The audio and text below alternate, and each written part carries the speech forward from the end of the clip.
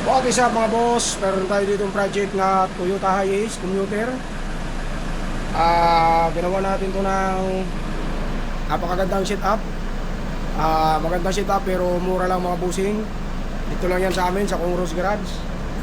Tapos itong mga nilagay natin dyan mga boss, yung wood flooring na kulay gray. Napakaganda, napakatibay, pang matagalan ito mga bossing. Tapos nakasilant ang mga gilid dyan mga boss para hindi siya pasukan ng tubig.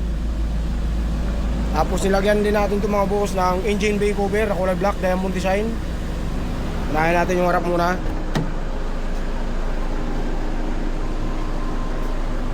Ayan yung harapan natin mga boss. Napakaganda nyan. Set cover na nilagay natin, black at saka white combination. Ayan mga bossing.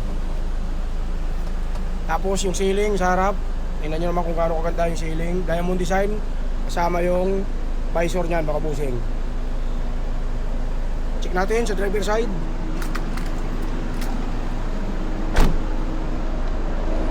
Driver side naman tayo mga boss.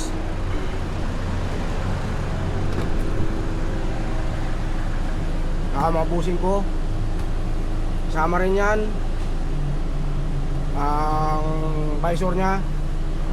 Tapos meron pa itong dalawang neck pillow mga boss, hindi lang kinakabit, libre yan. Check natin. Dito naman tayo.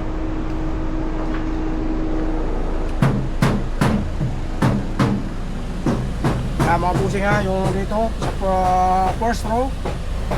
Tapos yung sidings, nilagyan natin ng sidings yan mga boss, diamond design din.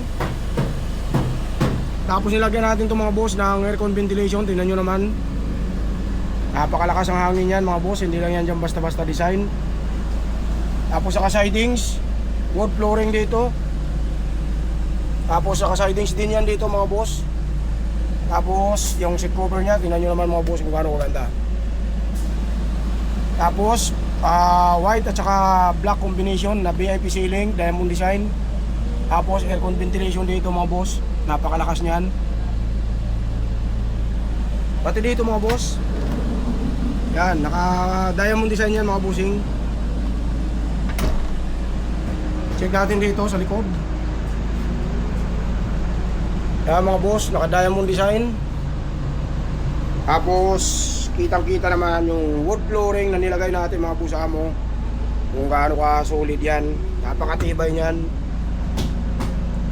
Makalak pa yan dito mga boss. Tapos yung ceiling nya, tapos ilagyan pala natin yan mga boss mo ng ano, 4 na pirasong pin light color white. Tingnan mo naman, napakaliwanag na na loob. Ayan mga bossing, 4 na pirasong pin light yan. Para makita nyo mga boss kung ano ganda yung ceiling natin. Tapos yung wood flooring natin ang nilagay.